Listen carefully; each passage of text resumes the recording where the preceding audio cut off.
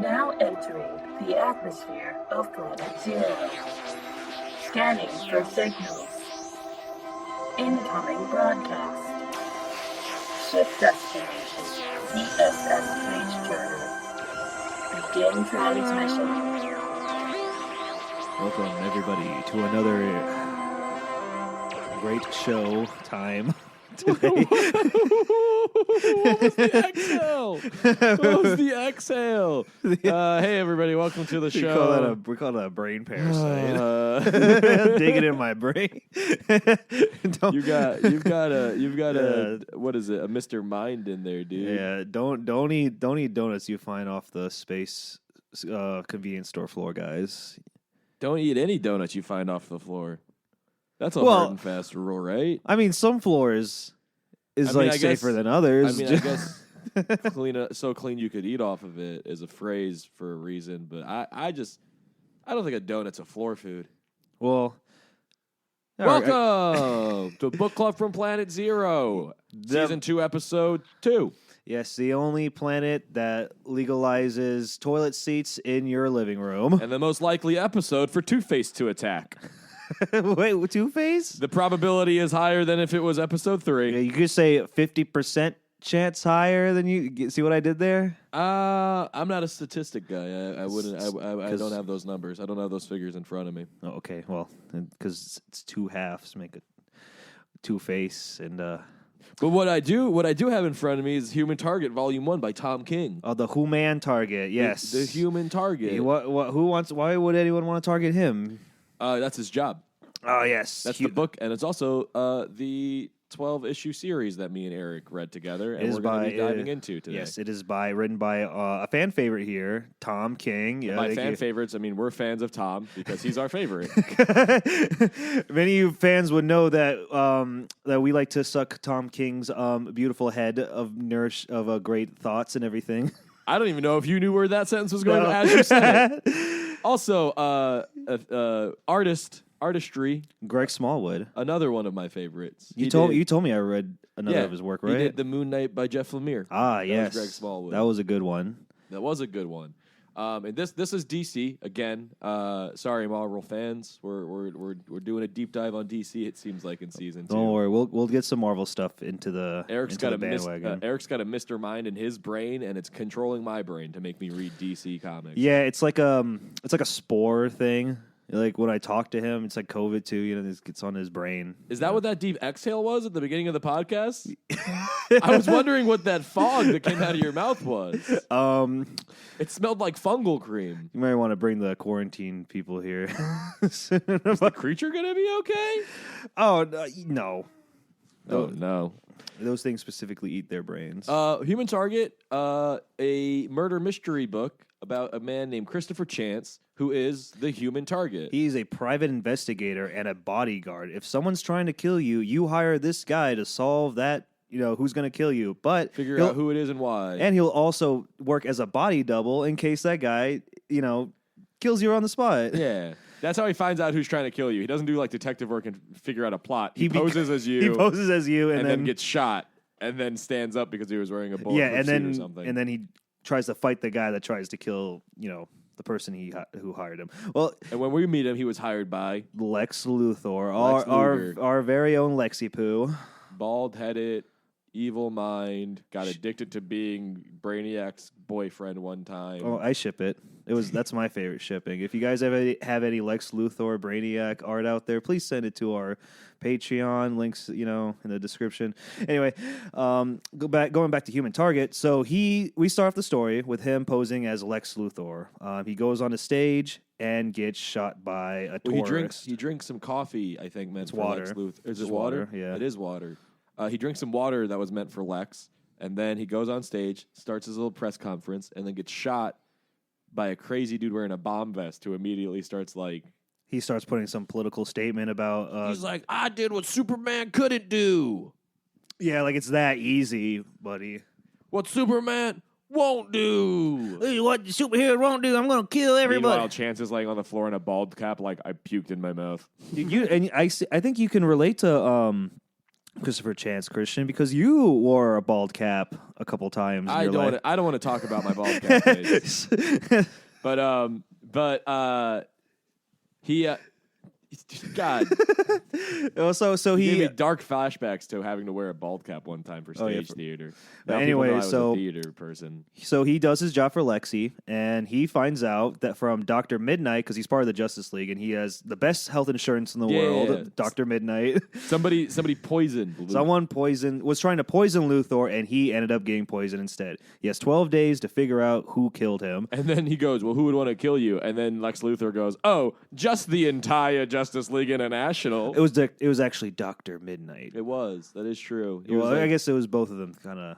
Well, I don't know. Well, Dr. Midnight was like the only people who would have had access to that kind of motive, poison. Yeah, would have been to the Justice League International. There are all these people who went to this dimension. So, yeah, it was like Yeah. they came back and they were the only people that would have That radiation on them. So it's each day he tries to speak to a JLI member, and he gets And a it's little bit cool closer because to the mystery. It's like a crime noir. It's like a noir little thing. Like he has his like office above like a pizza joint. What is it again? Luigi's. Yeah. And he gets his breakfast there. When Ice shows up, he's like, she walked in and I could feel the room get cold. You know what I mean? Like the narration's very like film noir throwback that Tom King is doing. But does he link up with Ice first? Yes. Ice is the first person that comes to Sim. And guess the what? Sweetest member of the JLI. Yeah, and guess what? It's part mystery and also part romance, because then Christopher Chance and Ice start getting a little too close to each other, and they start solving the mystery. Ice wants to help Chance solve the mystery. Even Chance solves the mystery of what would it feel like to have sex with a cold body. The coldest woman in the world. I think Ice is a necrophiliac. Well, remember in the book when he's also like constantly in pain. He's coughing all the time. He's disgusting. Because of the poison. Yeah, well, I think he's already He has to take had this that. medicine that Dr. Midnight gives him that gives him 12 days to live if he takes all of the pills. Amazing. So he has 12 days to solve his own murder. But the only thing that can like calm his pain in his body is like an ice chill through his body. You know what I'm saying? The only thing that could really solve the deep sadness within me is a hookup with this chick I just met. Yeah, I know, right? I wasn't really into it. Honestly, the romance between them, I can see some people getting into it, but personally wasn't. It definitely distracts him from solving his own murder, and he figures that, and he's like, well, all right, I gotta go. Can you help me go interview some people? Like, can you get me in contact with Booster Gold? Should we go into spoiler alert territory now? No, we should just talk about the events as they happen. So they first meet up. So Ice has no leads, but they did end up having. She's like, sex. I have no leads, but I'm here to help you. And he's like, how can you? They start up a whole like love triangle with Guy Gardner, because Guy Gardner, even though they're not dating anymore, Ice, he's still possessive of Ice, and Christopher Chance is like, hey man, I'm gonna die a couple days, so I'm not trying to steal your woman, but there's still some beef there. But the first person that they do see, him and Ice, they do see Booster Gold. And that gives them the first clue to their mystery, which is the poison water. Yes. Booster has access to a water supply, apparently, that can slip through Lex Luthor's data banks, his scans, because he scans all his food with poison. So he has to be a certain water or something component to make it past those scanners out of date. Has to be out of date, so the scanners cannot see it. So Booster Gold hints that there is a secret friend who's supplying him that water. What happens next? Oh, who else could that friend be? Ted Cord. Ted Cord. There you go. Blue Buttle. Well, he also has startup money. They were like, oh, you needed startup money. You're obviously going to have your best buddy, uber rich Blue Beetle superhero help you out. Mm-hmm. And after that too, frickin' Guy Gardner shows up and beats Chance up again. Oh yeah, that's a really good scene where was that the scene where Chance is just trying to chill and he convinces Luigi, because he has the skills to like make disguise and stuff. He gives Luigi a Hal Jordan disguise and intimidates Guy Gardner to where he can take off his ring and Chance can throw in a punch. So I thought that was pretty cool. I feel like that's a pretty Moon Knight-ish thing to do. Him Well, Moon Knight and Frenchie. That sounds like something they do. He has him show up and he's like, dude, come on, man, seriously, harassing a dying man. Give me your ring. Give me your ring. Come on. But Hal Jordan, no, come on, give me your ring. And then Guy Gardner's like, okay. The only person that Guy Gardner could like straight up listen to. And then Chance knocks him out, and then Luigi's like, man, that was crazy. I had a Green Lantern ring on. That was insane. That was nuts. Didn't Luigi like fly in too? Yeah, like he gave him the lantern. He gave him a lantern ring. I don't know how he has it, but he fucking. I know he stole it off of.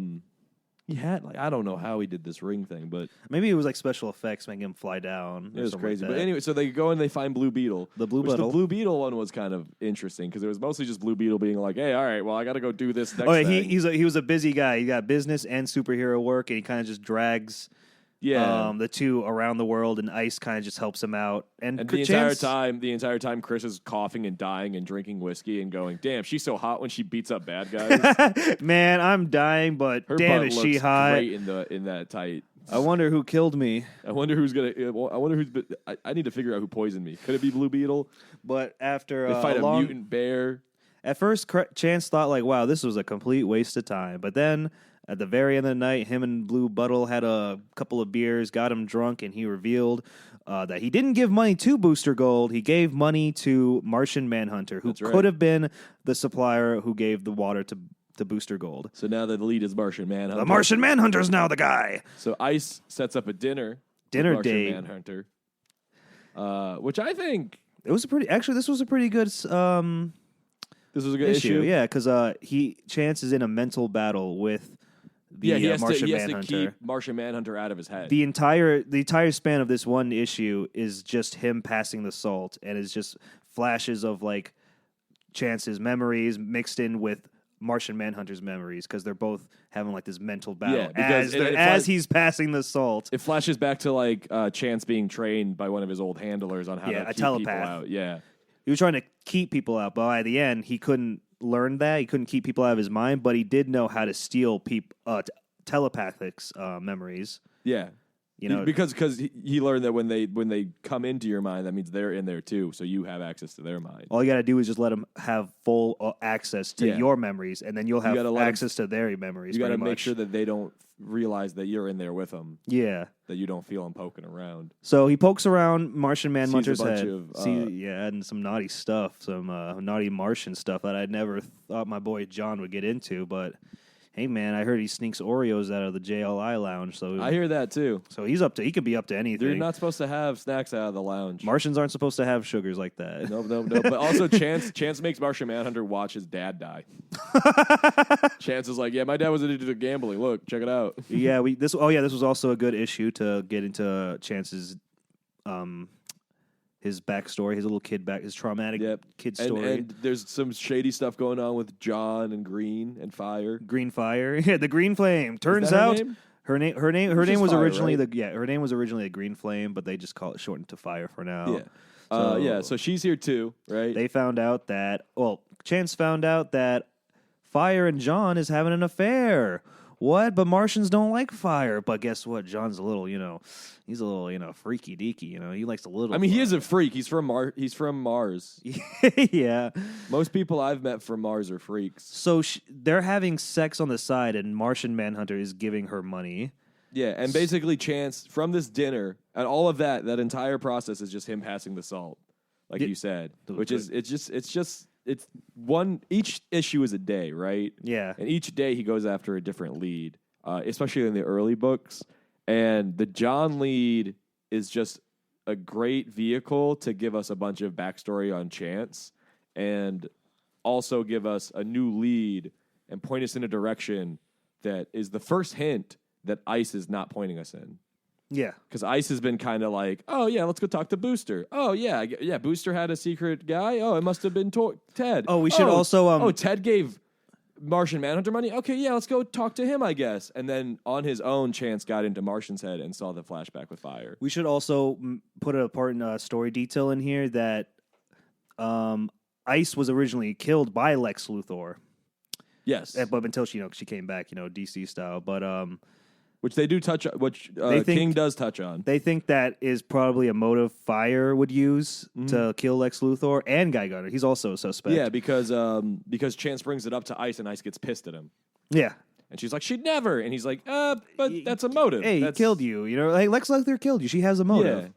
And she was like, they were like literally friend. best friends. Exactly. So they have a lover's quarrel, and she runs out on him, and he spends a whole day moping with Dr. Midnight. And then guess what? Until she comes back, and then instead of solving the mystery of how he died, he's having sex with her. And he then starts banging her. Her girlfriend, her boyfriend shows up. What a up. coincidence. I was just about to interrogate you, and you're at my door now. Yeah. Oh, and who's this? Guy Gardner? Following you close behind? Oh, what's this? A fight between Guy Gardner and Ice, and then Guy Gardner assaults Ice? Holy shit. And then Ice freezes Guy Gardner, and Chance smashes him to a million pieces. What a shocking moment for me. Like, I know Guy Gardner is a dickhead, but this is that was the most I've ever seen. Honestly, and it's the end of Volume 1. So that's how Volume 1 ends, is they kill Guy Gardner. Holy together, shit, that was insane. Because they're falling in love, they decide to cover it up together. Like you do. That's like a happy couple. Like a happy couple. Yeah, so Chance goes back to his office above Luigi's, and Fire's there waiting for him. And that's the close on Volume 1. Into Volume 2. Guy Gardner, what the fuck? They basically, Ice is like, it was Guy the whole time, Guy did it. And then Guy shows up all pissed and starts fighting, and then she smashes him, and he's like, oh, I guess that's case closed. And then Volume 2 opens up, and Fire's like, I know who really did it. It was Guy. Yeah, so how does this work? They had like a little date themselves? Yeah, they go out and watch jazz music. Okay, him and Fire have a little cigarettes date in a lounge and watch jazz. And the entire time, Smoke is like, it was your boy. It was Gardner. You got to talk to Gardner. And what a cool! Hey, how lucky for me! I just killed the guy that tried to kill me. So yeah, and then Chance does some notebook shit and like tries to kill himself on a Ferris wheel, and he makes Fire like save him. Oh yeah, that's to prove that Fire wasn't the person that poisoned him. Because why would she bother? I had to see if you were the one to kill me or not. I want to see if you were a real superhero, pretty much. Yeah. Even though that pissed her off.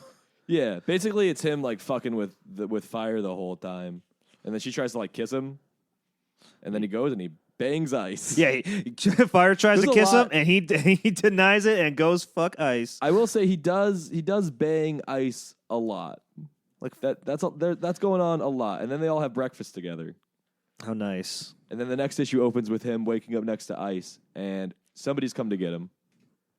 It's Rocket Red. That's our boy. Somebody's missing Guy Gardner. Somebody misses likes Guy Gardner. There's one person on the entire world who's friends with Guy Gardner. And it's fucking Rocket Red. It's good man. Dimitri, dude.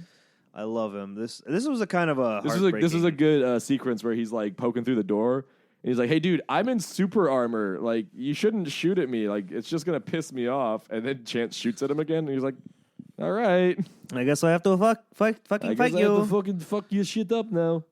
This is a pretty heartbreaking issue to read of my boy Rocket Red. But it does show how much of a badass he is. How much he's willing to go to intimidate his to make sure his friends are good. Yeah, because he's especially when you dinner date with Guy. Especially Guy when shows up. Yeah, not too strange. Guys like that. But then Guy doesn't call, doesn't text.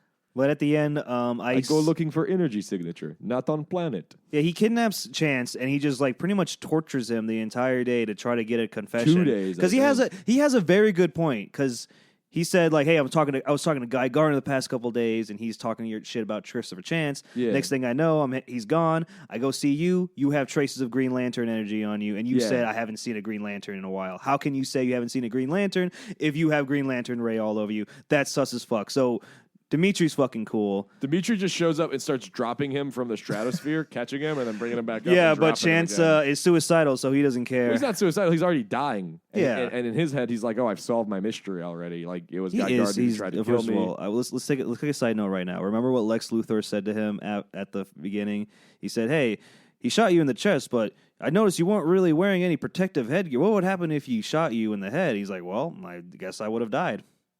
That's true. You said something earlier this week when we were talking about Tom King. You were like, Tom King keeps writing sad characters. We should check on him. Sad suicide characters. Yeah, I was like, well, he was in the CIA, Eric. He was a CIA officer. Not only a CIA a member, he was an officer, so he's seen some. He fought the terrorists, man. He knows all the fuck secrets that we know about, or we don't know about. He's got classified ones up in there rattling around. Yeah, he's probably looking us up right now. Comic Books Where Brian was like, yeah, read Mr. Miracle. And I was like, oh shit, is Mr. Miracle just him going over his PTSD?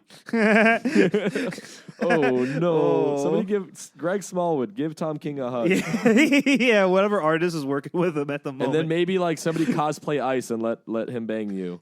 Just kidding. He has a wife. Maybe she dresses up as Ice for him. That's what Oda did. He married a Nami cosplayer. Did, he sure did. And that's why he's goated. And then Dimitri's like, oh, my bad. Oh yeah, Ice managed to, I guess, with the help of Chance had it ready that Guy Gardner could leave a message on a ring to be like, "I'm out at space right now, Dimitri. My bad." So he gets that message, and then he's like, "My bad. Here's a bottle of vodka." Yeah, and then Chance smashes on his fucking head. He beats the shit out of him, and he's like, "I could have been spending this time banging Ice." Okay, true. All right, I will give a chance to that. Yeah, you're right. Your final days, you didn't want to waste one day getting tortured, but at the same time, you did kind of kill a guy. Yeah. He did, and he's now paranoid that Batman's coming for him. Yeah, the very next issue, it's the Batman issue. It's the Batman issue. Because he was a member of the JLI, and the entire time... So, actually, this issue opens up with him dead. Yeah, you're right. And he is dead. He's absolutely dead when Ice wakes up next to him, and she resuscitates him. She revives him using her ice powers. Ice. They go to Dr. Midnight. He's like, yeah, my bad. Just make sure you're doing your medicine. Make sure you don't drink alcohol. Yeah. And then he starts... driving. He starts driving to the middle of nowhere. He's completely paranoid. This is like Fear and Loathing in Las Vegas style of like just driving into the middle of nowhere. He's just dragging ice with. He just drags ice with him. Yeah, she goes happily. So they stop at a diner. He sees a guy who might look like Bruce Banner with a goatee and a bad disguise. So going through Chance's head, he thinks that like there's no way in hell that Batman hasn't found out by now. Yeah, Batman would have figured this out by now that Guy Gardner's missing and he had to die. Yeah. So that's why he's on the run. Batman is the only person that he thinks that would know that the thing is the tape that he sent Rocket Red is fake. Yeah, and probably scared. He's probably scared as shit. So he beats the hell out of just some random dude to diner who kind of looks like Bruce Banner. Keeps driving. Doesn't listen to Ice at all. Ice flips the car to get him to stop. She puts ice on the road. Remember that? Yeah, they flip the car, and then they're walking through the desert, Beavis and Butthead style. To get away from Batman. America. They want to be in a desert so they can see Batman coming. Oh, okay. And so Ice builds him a little ice home in the middle of the desert. Oh, yeah. By the way, Christopher Chance's resistance to cold, ridiculous. Well, remember, his body's hurting. His body is hurting, I guess. So... He's like, it's like an ice pack, but for my penis. For my penis and my throat. But they spend an entire night in the desert in an ice house. So finally he comes to the conclusion that Batman's not coming. Batman's not coming because Batman knows that Guy Gardner's alive. Yeah, pretty much. Guy Gardner's not dead. So his next lead. So that... Who's his next lead? If Guy Gardner's not dead... If Guy Gardner's not dead, who else... He has to figure out if Guy Gardner's dead It's or not. Nort, our next favorite Nort. Green Lantern. Our boy Nort. What? Somebody poisoned you. A favorite dog man space alien with the lantern ring. God, I love him. And he's just like living in some house. Drinking beer. He's just living in some house, drinking beer, hanging out on Earth.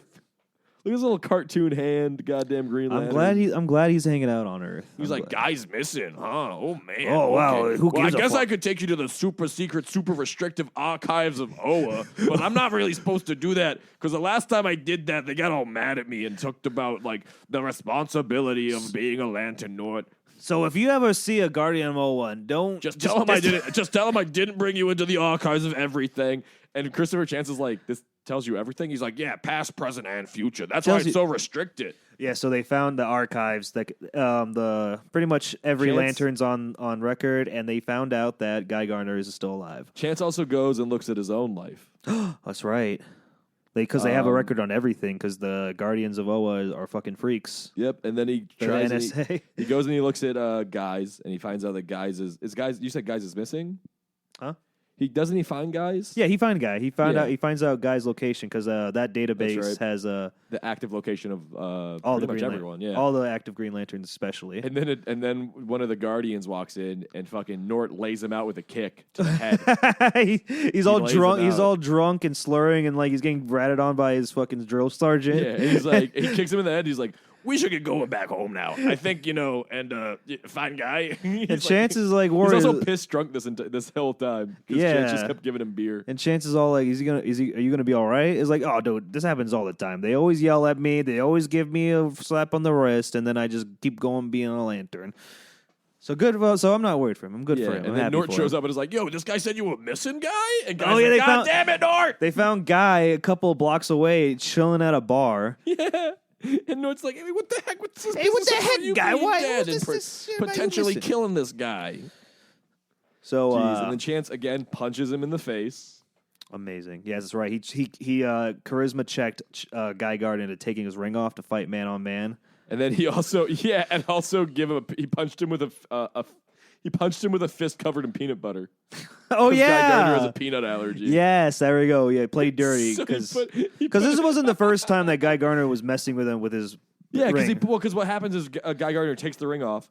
He gets punched in the face by he wants Chance, to put it back. And then he puts the ring back on to beat the fuck out of Chance. And then this time Chance was like, "Nah, peanut allergy, pussy. Peanut allergy. You fucking loser, dude. You almost killed him with a peanut allergy." So he confesses, right? Yeah, he confesses pretty much. He doesn't. Well, he says that Ice put him up to it. Yes. Right? He's like, Ice put me up to this whole, like, pretend to be dead thing. I don't know why. She says I can fuck her, so I'm going to do it. So issue number 11, right? So I'm glad that Guy Gardner's not a real assault person. Like no, but he's still a douchebag. Oh, yeah, he's still a douchebag. Still a shitty guy. At least he doesn't hit women. I miss nice Guy Gardner. Yeah, that's a From good guy. JLI.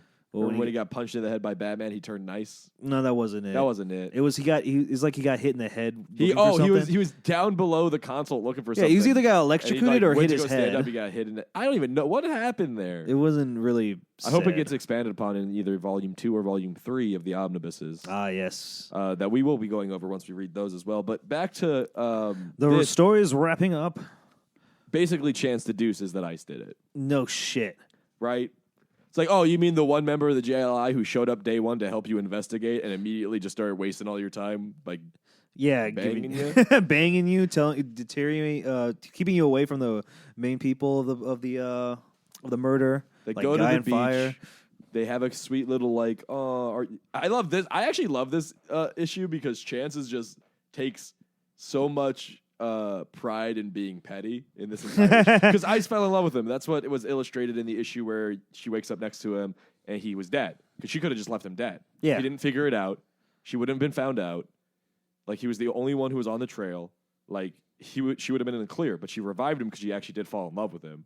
And so, like, he's chilling on the beach, and there's this one page where she's laying on his chest, and he goes, "Will you miss me?" And then he goes, "I got lucky, you know. I won't miss you." And then it's just a close-up of Ice crying. What a jerk. Well, then again, you did kill me. What are you talking about, dude? Will you miss me? I can't because I'm going to die because you killed me. We go on a little ice island, and Ice goes out there and talks about how she was always mischaracterized as the sweet one, the quiet one, the nice one. Oh, Ice will the delicate one. But she's someone to be protected. But she's actually has one of those, hearts of steel. She's cold as ice. She's as cold as ice. She's willing to sacrifice their love. Because Tom King was listening to that song the entire time he was writing this. He played it on a loop while he was writing it. I like the book. I like it. And they will go on walking on a beach, and she gives him a gun and is like, "Kill me, kill me because I love you." Oh, no. Nope. No, he dies. She keeps living. Inky Pinky Ponky. The guy dies. Ice cries. Inky Ponky. John Johns shows up and is like, "Ice, you're being scary, dude." John's all like, "I'm doing an investigation on the Christopher Chance murder. Yeah, and I need to use you as a suspect." And Mice was like, "Let me tell you about something, John. How about I take control of this investigation and you tell everybody else to butt out of it? Batman, Elongated Man, all those guys. I'll handle this. And then hints and she hints that she knows things between her. He's and like, no, Fire. that wouldn't be because you're wrapped up in it. And she's like, she's just like, hey, remember when you were banging ice and you got money for the thing? And he was like, oh. And then she was all like, if anyone asks why I'm investigating it, just tell them that I'm just sweet, some shit like that. Yeah. So what does he do with Christopher Chance's ashes? Oh, the best thing ever. Because he gets cremated, and he gets put in a whiskey bottle. She doesn't know what to do with it. And she's out at the ocean on a little ice thing, like the last day they spent together, and freaking guy shows up. He's like, hey, now that dude's dead, can I fuck? Hey, mind if I hit? And then she smashes his bottle on his head. Scattering the ashes. Let him have his rest. I thought this was a good book. It was pretty good. It was a fun little murder mystery. I couldn't get into the romance, but the mystery part was great. The illustrations were great. I love them all. The thing about the romance, though, is it only happens because she's the one who killed him. Yeah. So, like, it only happened. That's why I like it, because it's like... So by the end... Her goal wasn't to fall in love with him. Her goal was to keep him away from figuring out that she killed him. So now that reading... Yeah, so now it makes it worth it at the end, pretty much. Yeah, it's like, I was not into it, but then I kind of now understand her motives behind it a little bit more. And yeah. I talked to you after you read 3 issues, and you were like, I hate this book. And I was like, what? I didn't hate it. I was just saying I didn't... This is bullshit with the romance and everything. It's dumb. I'm like, no, it's not dumb. It's so good. It was kind of dumb at first if you understand. Because first of all, he gets poisoned, and it's like, all right, we got to solve the mystery. And then all of a sudden, detour. He's making love to like ice for 3 days. You got 12 days to live, man. He does it for 1 full day. Then the very 2 days. I'm gonna give you 2 days. He does it 1 full day because the next day he wakes up, they go interview Booster. Then he bangs her that night. Then the next day he wakes up and he talks to Blue Beetle. He bangs her every night. Oh my god, yeah. So he wastes a lot of time in the night. But there's some days they're just wasting all time dating her. But another point to basically, Tom King is trying to tell you, don't fall in love. Women will poison you. Another funny thing to point out is that I'm currently reading the latest Fire and Ice run, Fire and Ice Welcome to Smallville. And that's them. It's a very protection. Yeah, is it? No, I don't know. I don't know, but it's a very comedic take on the two, like an Odd Couple thing. Where like, hey, it's I'm Fire and I'm Ice, and we have a beauty salon full of recovering villains. And Ice is like, hey, remember when we accidentally killed that guy? This takes place, and Fire's like, stop talking. This story takes place after the Human Target, and I don't know if the universe reset it in between this time, but now I'm reading this new section with a new outlook right? on Ice. Like, Ice, you killed him, man. And Fire, you helped cover it up. Yeah, but it's a good read. It's a good read, honestly. Yeah. I would highly recommend it. I'd give it a 4.5 out of. I'll give it 3 out of 5. That's fair. That's a fair score from Erik. Thank you. Yes. So that sums up our Human Target saga. I guess we should move on to the next segment. Wait. I almost had a burp there. I'm sorry. Are we going to say it? We got to say it at the same time. Remember? What is the next segment? Villain of the week. You're going to leave me hanging there, buddy. Sorry, I forgot what the next segment was. Oh man, that worm in your brain is affecting my memory. Don't worry, I think it's like in cocoon state right now. That's fair. So it's gonna be a butterfly suit. Last week we went over the Brothers Grimm, a brief history on the first couple of appearances. And since you handle 2 villains, I get 2 villains in a row. No, but I just want to say I'd like to update. I've done more research since our recording last session. I think the Brothers Grimm are more of a 4. What did I tell you? You said 5. I said 5. I said 7. I'm now realizing more of a 4. Those guys are more of a 4. The night shift that I was so lit about, I was so excited about the night shift. I read more. That's a gang of villains so dumb that one dude posing as a villain convinced them to fight other gangs, pretending that they're doing it because they want to be the top gang, but he's really just cleaning up gang violence in L.A. That's what the night shift was. It's a bunch of villains tricked into doing good. It's like one of those. I have those problems too when I read something about a group or a character and I'm like, wow, this looks really cool, and then it turns out to be a bunch of goofballs or just plain dumb. But fun fact, night shift. We have an old friend in it, the werewolf by night. Oh, AKA werewolf Jack Russell. Werewolf B Midnight. Get that dog in him. Dog in him. Oh. But this week is Erik's week to bring a villain to the table. We're going to alternate back and forth. Erik's going to cover mostly DC. I'll cover mostly Marvel. But what do you got? This week, I'm bringing a very obscure Wonder Woman villain that you probably will never hear about. His name is the Angle Man. Who's he? He is an Italian thief, gangster, and an inventor. The reason he is called the Angle Man is because he takes into account every possible angle when formulating a plan. And that's the only reason he's called the Angle Man? When he was first introduced, yes. Okay. He was all about... This is his first iteration. We're going to do a little history. But pretty much, he was just this dude who just loved formulating plans and thinking about every possible angle or like to find the angle in something. You know what I'm talking about. I always thought about this guy like a Captain Kuro from One Piece when I'm reading this guy. Yeah, the angle of many, the man of many angles. Yeah, because Kuro... The man of 1,000 angles. Yeah, despite... The man of 1,000 angles. The Isn't man that of 1,000 circle? angles. Shut up. Wait, that is... it's infinite. I have infinite angles. Isn't that a circle? Be quiet. Because, Captain Kuro, despite his black cat gimmick, he's also the... I have a billion plans. I'm smarter than the Navy. I'm smarter than the average pirate. I mean, at least in the East Blue. I'm dumb everywhere else. So what's an example of him having multiple angles on it? So initially he was just he wasn't a costumed adventurer. No, he was not this guy was not a costume. He was just a gangster who just looked like a regular dude. The first one his name was Andrews from the Golden Age, or Angles Andrews, as his friends call him, appearing in 1953, and pretty much just a normal dude. And going into the Silver Age, we were introduced to a new Angleman, and back then they didn't really have a transition. They didn't transition pretty well. They just kind of like, oh, we're going to use a character we didn't use in a while, but now he's different, a little bit different. This one's called Angelo Bent. First appearing in 1960. He's fancier dressed. He looks different than his original appearance. Instead of just a normal dude, he has sunglasses, nice hair, nicer suits, a pencil-thin mustache, and he smokes from a cigarette holder. A classy guy. I like him. One of examples of his angle plans is that I'm going to put up this fake women's competition in town. Vote for the most inspirational women, people, and I'm gonna trick Wonder Woman when she wins, and she wins this fake competition, and she has to put her her footprints on the cement. This is what's like the Hollywood. But guess what? Ha, Wonder Woman, that's actually that you're stuck there. And she's like, oh no, I'm stuck. Yes, I thought of every possible angle, Wonder Woman, and he did pop out, and she was like, Angle Man. And I was confused at first because I was like, wait, isn't this his first appearance? This is when I found out about the Golden Age version of him. So she recognizes him. So she recognized him, even though this is like a new, looking version of Angle Man.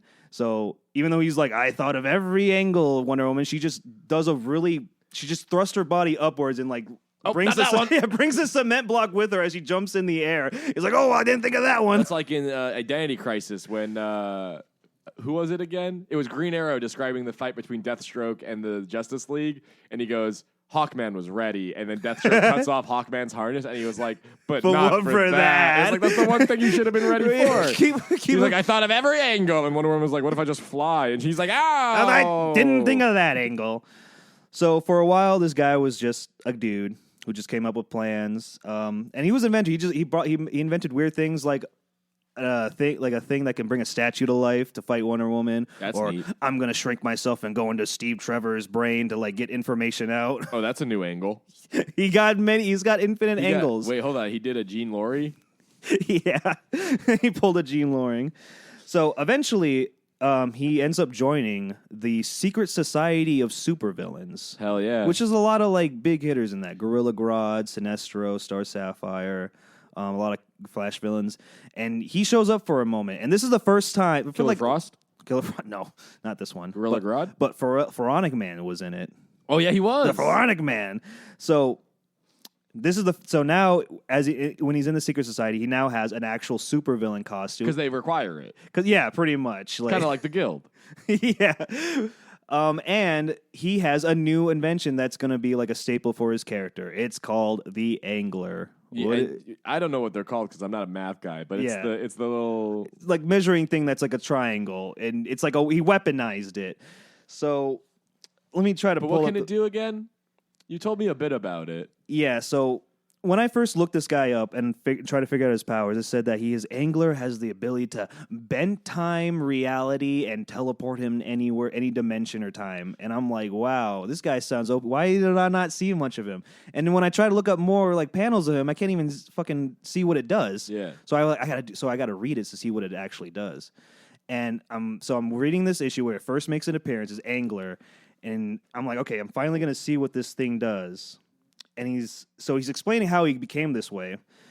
He's like, I used to be one of Wonder Woman's less powerful foes, a guy always figuring out the angles on crime, capiche? One day, after she chucked me in the jail for the 30th time, I told myself, buddy, you've got to get yourself a new angle. So I coughed up some dough and built this doohickey. He just called it a doohickey. This thing that can control time and like space. He calls it, I just made a doohickey and I can somehow make it jump dimensions. So pretty much in this issue of Secret Society, they're killing off the Justice League, right? Yeah. But they don't kill them off right away. They poison them with Poison Ivy's thing, and then they use Angler Man's angle to slow down their death. And then so they can have all the Justice League just dead. It's like that one issue of Superman's pal Jimmy Olsen, where he's like, "Hey, Mannheim, kill these guys. Just kill them." And so he takes them to dinner. Here's some poison that will take 13 hours to kill you. Let me kidnap you, make you some dinner, make you eat the dinner, have a pleasant conversation. Oh, by the way, you're about to explode in 13 hours. Yeah, it's poison that makes you explode, by the way. So, oh my god, dude, what the fuck's up with supervillains being like, kill him? No, we can't kill him yet. They want to save her. That's how evil they are. You're gonna come across this thing in comics that characters have powers where it's like they'll say reality manipulation or matter manipulation or like the angler. Honestly, I like to call that the power of bullshit. It's bullshit power. It can just whatever it needs to do. It can do whatever it needs to do. Whatever the writer needs it to do. It's doing it. It works well because Angleman doesn't always have the angler, and when they don't, they got to point it out. They're like, "Wait, weren't you able to like control time and bend reality?" And he's all like, "Yeah, well, I don't have that right now." And they're like, "What?" It's like, you try keeping track of a triangle that can travel through time, all right? It gets stolen, it gets lost, it gets broken. Like, come on, guys. He just shows up to the Secret Society. He's like on his interview day, and they're like, all right, what do you do? Well, I've got my angler here. And he throws it up in the air, and it time travels away. And they're like, where'd it go? And he's like, that's me. But don't worry, guys. Even though he doesn't have the angler, he can still be useful. He has these throwing anglers that are just not boomerangs. They're not boomerangs. They're just like they're like Moon Knight's little moon daggers, but they're triangle shaped. Because he's got many angles. He's got a lot of angles. This guy doesn't stop with the angle puns, by the way. So this guy has been a villain for Wonder Woman, The Flash, Wonder Girl, and Catwoman. And The Flash is an interesting one. He fought The Flash briefly. It was like a second, like. It wasn't that bad. Flash was like, "What are you doing here, Angle Man?" He's like, "I'm trying to get a new angle on crime." I thought going to Central City would be a brilliant new angle. God damn it! Flash just punches him in the fucking head. Also, here's another fun fact about him that never went anywhere. He's the son of Vandal Savage. He's like direct son? Direct son of Vandal, but they didn't really play into it that much. It's kind of like when I was kind of skimming through some comics, like his appearances. Hey. It was like Superman and Wonder Woman fighting Vandal Savage, and then there was Angleman as a jobber, and he didn't even have the angler. He was just all there, and then they defeat him quickly. So that didn't win anywhere. But that is a big deal. If you don't know, has he done anything like of note, super noteworthy? Nope, nothing. He has done nothing. Where would you? Okay, as powerful as this man can be. The ability to like warp time and like teleport and have a lot of angles. Yeah, I personally give him a 7. I think a 7's appropriate with the angle. With the angler, I give him like a 3. Yeah, 3 or 2, honestly, because he just has those freaking. If he so happens things. to lose it in time, or if it's not in the reality that he's in right now, he's like a 3 or a 2. If he has his angler though, and his angles, his angle darts or whatever, his angle daggers, I don't know. Throwing stars, angle throwing stars. Angle throwing stars, maybe a 7. But yeah, I think he's a great character. I discovered this guy when I was reading Crisis on Infinite Earth, and like there was just a panel after like a big battle happened with the Anti-Monitor, and they just found some civilians found a random triangle on the ground, and was all like, "Wow, what is this?" Harvey Bullock shows up and like, "Hey, that belongs to the Angleman, one of Wonder Woman's foes. He probably died during the blah blah blah." Kind of like telling readers to like, "Hey, Wonder Woman's resetting everything." Kind of like telling everyone like everyone in Wonder Woman universe is dead. Here's a new one coming up after this series is over. And I was like, "Who the fuck is Angleman?" And that took me down a brilliant rabbit hole that I'm happy. Well, hell yeah, dude. Well. So yeah, I'd say 7's appropriate for him. Sure, maybe 6, 7, 6. Would you say he's a staple for the Secret Society for you? No, he only made that one appearance, and then that was it. You wouldn't put him in like your Sinister Six for Wonder Woman? Ooh, no, because there's so many better Wonder Woman villains than Angleman. Like Egghead? If I were to Egghead, no, Who's that's Egghead? a Batman villain. You think about Egg Foo? Egg Foo. Yeah, Didn't they combine the two? No. That's completely two different characters, which is a foreshadow for later villains. Yeah, because doesn't Marvel have an Egghead? Marvel does have an Egghead. We should do one where we both do one at the same time, and I'll do DC's Egghead and you do Marvel's Egghead. I'll do that if we can talk about maybe a new saga that we've begun. Saga, a new road that we're walking down. Oh together. yeah. You're a little ahead of me. I'm sprinting after you. Yeah, hurry up, man. I keep moving the end goal. Some of us close friends who know us know that we're a couple swamp boys. Swamp Thing! And I have finally started reading Mr. Alan Moore's Swamp Thing. Mr. Thing Swamp. Mr. Swamp Thing. Look at him there, smiling at us, loving us. He hates us. He hates humanity. He hates humans. No, he likes humans enough. He Alan just doesn't Moore's like Swamp Thing. Incredible. Volume 1. Amazing. You told me it started slow. It doesn't at all. It starts in the middle of something that, it's kind of hard to pick up because he just beats Arcade. It's the end of an arc. Yeah. So there's a lot of, a couple loose ends they need to... Yeah, so, the main villain was... Anton Arcane. Anton Arcade. His weird and magic the Mutant Squad.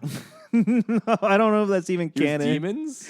He's a magic guy. He's a demonic... Okay. He's a guy who uses black magic. Okay. Is Swamp Thing's main adversary. But when we pick up with Alan Moore's Saga of the Swamp Thing... He just defeated him. He has just killed him. And he's walking around the swamp going, "Man, Swamp Thing misses you, Arcade. Maybe there isn't room in the world for monsters like us no more. Now that you are gone, I realize you were the closest thing to a friend of mine." Friend. And as a guy who, this is my first Swamp Thing read, I'm like, I never know who Anton Arcane is. Like, he must have been a very intellectual villain. Like, he had a good relationship with Swamp Thing. But then I see him later on in the series. It's like, this guy was fucking nuts. He's a shitter. He's such a shithead. Swamp Thing, why are you saying such positive things about him? Because Arcade was a monster and Swamp Thing is a monster, and he was like, "The world got no place for monsters no more. Maybe if this was the 1400s, maybe I could be a monster with you, Arcade. But you're dead and gone, and now I might be dead and gone soon too. There was a time we could be monsters together. But we can't. Now is not the time. We can't even vote. And then some corporation. Yeah, right? the Sunderland Corporation. Sutherland Corporation hunts Swamp Thing down, shoots him a bunch with bullets. That works. Yeah, they managed to capture him. Yeah, because this is the beginning. This is still before Swamp Thing realized that he was immortal. Mm-hmm. So I guess Swamp Thing could die, and he dies. Because I'm familiar with the immortal Swamp Thing. This is literally this is literally the start of him becoming a OP. Before he was just a hunking, lumping monster. Yeah. Because they kill him, they freeze him, they bring him back to the Sutherland Corporation. And guess who's doing experiments on him? Dr. Woodrow, a.k.a. the Floronic Man! The Floronic Man! He's made out of floral. Skin spray. I heard that He's a skin spray? I heard that he puts... I heard that he takes a sandwich bag and he puts it in on a cup. And he fills, the cup's full of water, and then he sprays it with the skin spray, and then uses that to masturbate. He's a real freak with that skin spray. I would have just showed him the banana trick. He creates a pseudo sphincter. So he's doing these experiments on frozen Swamp Thing, cutting him open. Yeah, because the Sutherland Corporation has hired him to do an autopsy on him. Yes. And he's like, this would be lungs if it had capillaries. This would be a heart if there was actual blood and stuff going through it. If there were like working veins, this would be a kidney if it wasn't just a solid mass of moss. This is literally just a piece of moss. This is no function whatsoever. Then so he comes to the conclusion that like, oh, this isn't a man mixed with plant like me. This is a plant who absorbed the consciousness of a man and reconstructed a body from what that consciousness remembered. Yeah, so if you guys don't know Swamp Thing's origin, he was a scientist known as Dr. Alec Holland. He got into an accident, and he caught on fire and fell into the swamp. With the experiment stuff. Yeah, the chemicals were all on him burning, and he jumps into the swamp to end the dies. Blade. Yes, and for a while, that was his story. He came out of the swamp as a fucking monster, but now Swamp Thing. in Alan Moore's run, it's revealed that Swamp Thing is not actually Alec Holland. It is Alec Holland's consciousness that it absorbed. That a bunch of plants absorbed. Yeah, like it's pretty much the chemicals that was on his body was getting mixed again with the moss in the swamp, and the magic of the swamp. Yeah, the magic of the swamp. So the green. So yeah, all these combinations created a giant fucking green booger monster. And the Floronic Man is talking to the Sutherland guy or Sunderland or whatever the hell. And he's like, look, man, I don't think this is a man plant at all. I think this is a plant who thinks it's a man. Yeah. And that old dude's like, God damn it, these aren't the results I paid you for. And you know what? Get out. You're fired. And the Floronic Man's like, dog, what the fuck? I did everything you wanted me to do. And he unfreezes Swamp Thing. He unfreezes Swamp Thing on his way out. Locks the building down. That is the equivalent of getting fired and taking a shit on your desk. That's the equivalent of causing a gas leak in your building and then locking all the doors and then throwing a match in it after getting fired, because that's what Swamp Thing came back to life and he killed the shit out of Sunderland. He murdered Sunderland. He put his body inside his body Yeah. and sucked in his life essence. And then he linked up with his buddies, his friends in the swamp. What was her name? Abigail Arcane, who is the and her wonderful trophy husband. Her wonderful husband, Matt Cable, who has the ability to do hallucinations. Yeah, he can make like holographic lights. And or what does he do with it? He gaslights his wife. He fucking tells her like, "I'm not drinking," but while she's out also, working, you're crazy. There's no hologram. There's never any dancing women in the room or anything. You're seeing things. So all this guy does is get drunk and like create holographic naked women to dance for him. He just gets private dances from his own imagination. I know. He has literally a living wife right there he can like have sex with. He's addicted to porn. Yeah. But he creates the porn. And also Abigail is the niece to Arcane. Yes. Yeah, so. And they're friends with Swamp Thing. And she's looking for Swamp Thing in the swamp, and he shows back up, and she's like, oh no, because he reads Woodrow's findings. Yeah, he discovers. And he has a psychological break that he's no longer because his one hope was that he could eventually become a man again. Yeah, and that hope got shattered with the Woodrow's findings. So he goes out to the swamp and just lays down. Oh yeah. He becomes like part of the world. He gets depressed. He melts into the swamp. That's right. It's like when you get depressed and you just melt into your bed. Like Swamp Thing just went and laid down and became moss. They didn't even recognize him because all this shit was covering him. Yams. He started growing tubers. And Woodrow's out there studying him like, oh, yes, potatoes. Maybe these are edible. And Abigail's like, who the fuck are you, dude? And he's like, oh, your friend had a psychological break. He is now one with the swamp. Oh, yeah. They just saw his dead body just, like, molded into the fucking swamp. And Swamp Thing's in Swamp Thing's in there. Swamp Thing's having consciousness. His consciousness is still... He's having dreams and shit while he's in the green. Yeah, he's going around the green. He did stop breathing. He stopped pretending to be a human for a little bit. Oh, yeah, he went full plant mode. It's like when we go full monkey, he went full plant. Like when you go full lizard brain, he went full plant. He's in the plant world and he's having dreams about like his old wife. He's having dreams about Arcade. He's having dreams about Abigail. He's having dreams about his skeleton that he's Matt Cable's there around. too. Matt's there and he's like, I don't really have conversations with you. Hey, I'm kind of just friends with your wife. And like the whole time he's in there, on the outside, his friends are just like, I guess I'll go get a job. No, that doesn't happen yet. I think so.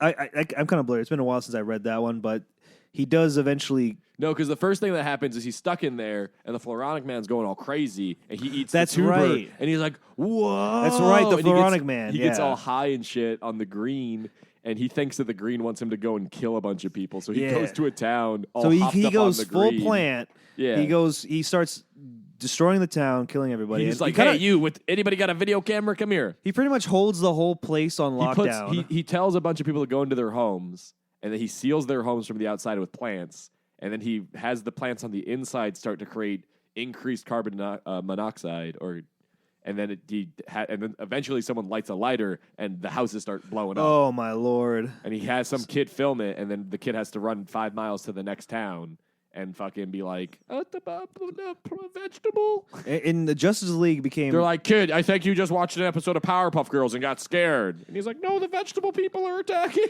Yeah, this was like a real big deal for the Justice League because like they have a whole town on lockdown, a small town. Yeah, in they're up in the Louisiana. watchtower and they're like, fuck. They're like, yeah, Green Arrow was pissed off. He was like, we have eyes on New York, we have eyes on Metropolis, but who's watching this small town in And Louisiana? then it cuts the swamp thing just laying. Yes, in the swamp. because the swamp thing. He's all like, He's just laying in the swamp, and he's all like, the green's not right. he's like, what's that red clump in the green? Who puts this red in my green? It was like a little cancer cell that was just in the middle of his like little hallucination. He was like, because he like had let go of his humanity, and he was just floating in the green. He was like, I'm happy here, and he was chilling, and he was like, what's that discordant noise to the rest of this harmony? And he looks, and he's like, what is that? And then Is that a human in the yeah, green? So he stands back up, and he goes to the town where Floronic Man's fucking causing mayhem, and he's like, dude, you gotta chill. And then Floronic Man's like, no, you must join me. Come on. And he's like, no, you really got to chill. And he's like, false prophet, apostate. And then Swamp Thing's like, well, only one thing to do. We got to wrestle each other. And they start fist fighting. And they're like, the monsters are fighting. And then the Justice League are like, oh, well, hopefully this will just be a wash then.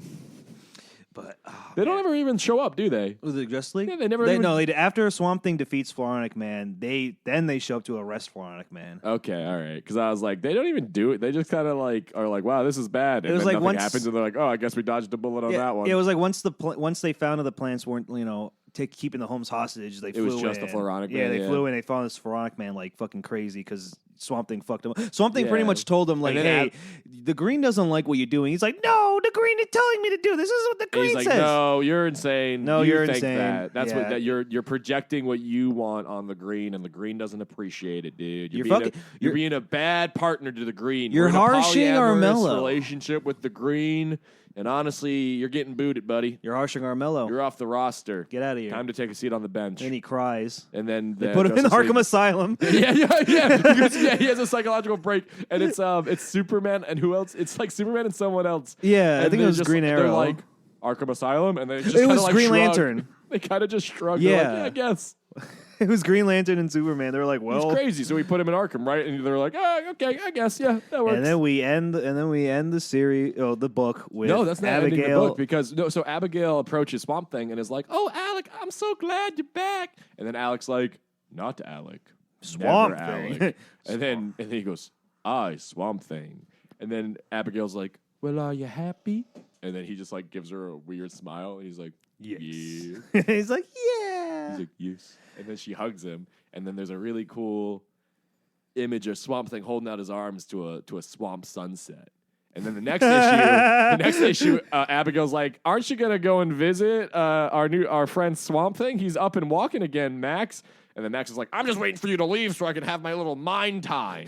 I'm waiting for my me time, Abby. Go get a job or something." And then Abby Abigail does have a does. job. Abigail She goes and gets a job. They're living at this motel in this town, and she goes and she's like, "Hey, are there any I don't know, school for autistic children that I can work at?" What a coincidence. There There's a school of is. autistic children right there. Special children. That's what right they there. call it. They call it the school for Of autism? Yeah, Does it say it's like, autism? I think Okay. it's like autistic children or children with autism, and it was like, it was just a special needs school. Yeah, for kids. It's a little dated.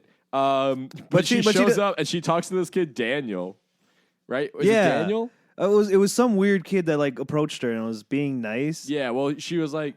The person staring around was like, "This is Daniel. Say hi to Abigail, Daniel." And the kid's like, spell Abigail, do it. And then she's like, "What?" She's like, "What?" And then he's like, "Bye." "You gotta spell it or the Monkey King's gonna come and kill us all." And she's like, "Whoa." And so she spells her name, and he's like, "Okay, good." you gotta spell stuff, man. Otherwise, that Monkey King's gonna kill you. He's like, all right, gotta go, got group now, and he runs off, and the silhouette of his run is so goofy. It looks like the silhouette of someone who got flattened on a street walking. And I'm like, why is this? I was like, Alan Moore, this is your depiction of autism. And Abigail was just like, wow. And that didn't deter her away from like getting a job here. Alan Moore was like, autism. They have special interests. They're very direct, and they get to it right away. He's like, this kid's obsessed with spelling. He's got group. He's gone. He was rude. Then he's nice. Now he's gone. Now he's gone. But turns out maybe Daniel's not autistic at all. There is an actual monkey because stalking him. His parents were mysteriously killed. It was deemed a double suicide of shared hysteria. But they were playing with a Ouija board and accidentally summoned a demon that feeds off of fear.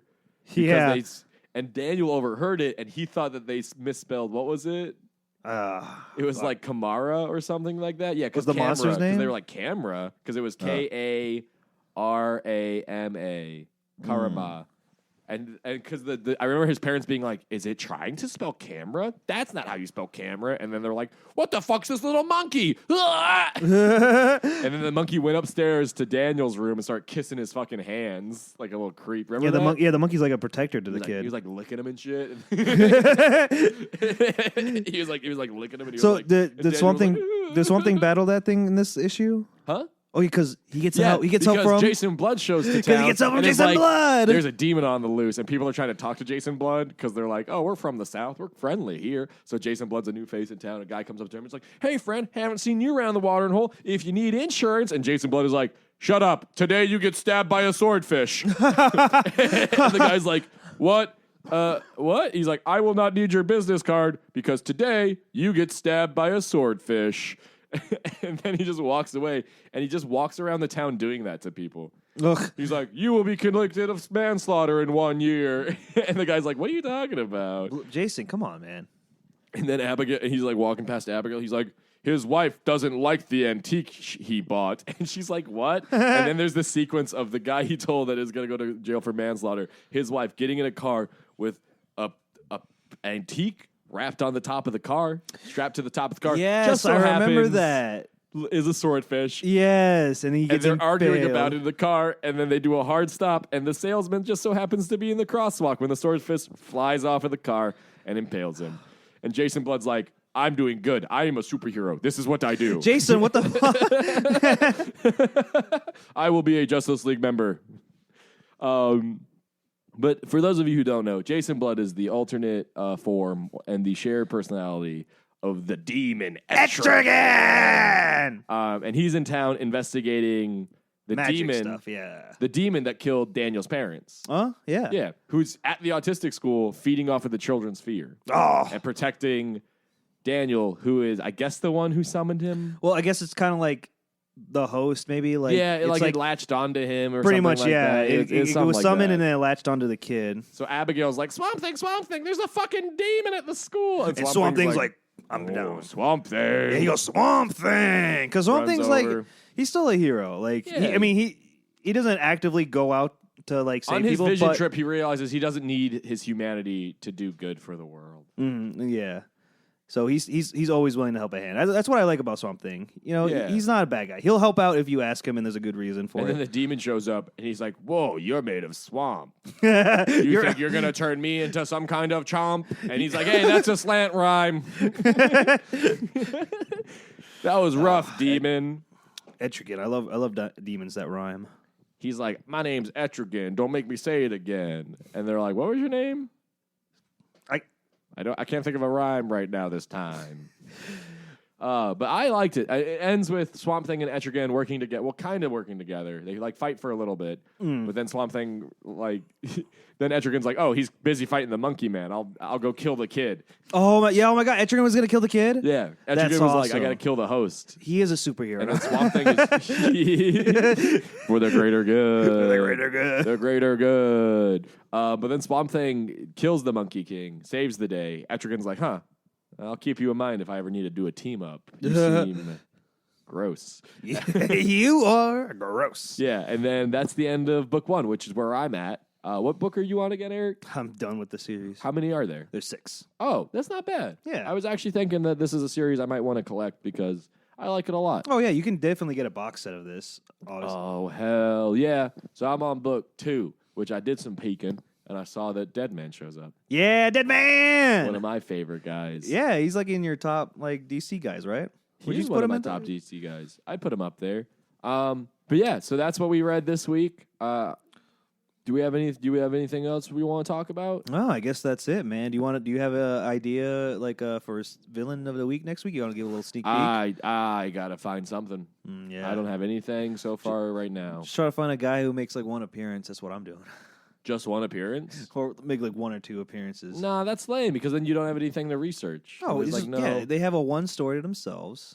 And that's it? Yeah, and then you just detail that story. That's like Razorback, dude. That's a crazy one. He's just a trucker from Arkansas who wants to be a super person. Does he have a costume? Yeah.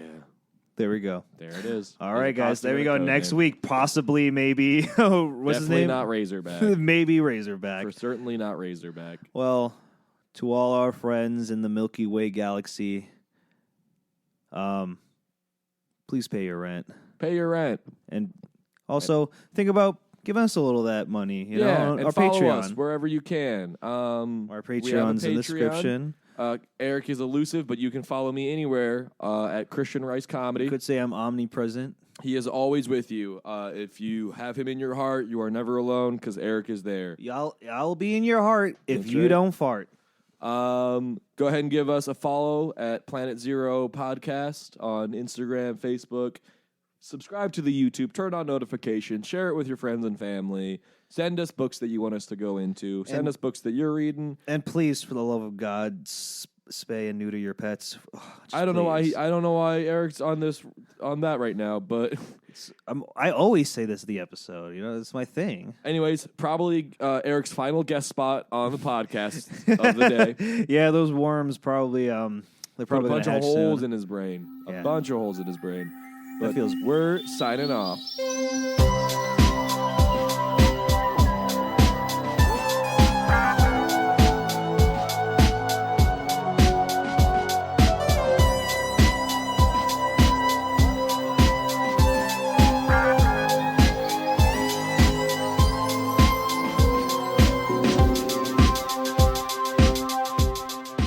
Hey, everybody.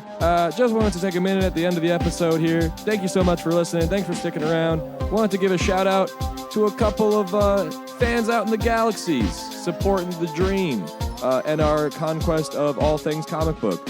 Thank you, Brian and Trisha, for supporting the Patreon. Of course, guys, find our Patreon link in the description, and we will shout you out at the end of every episode.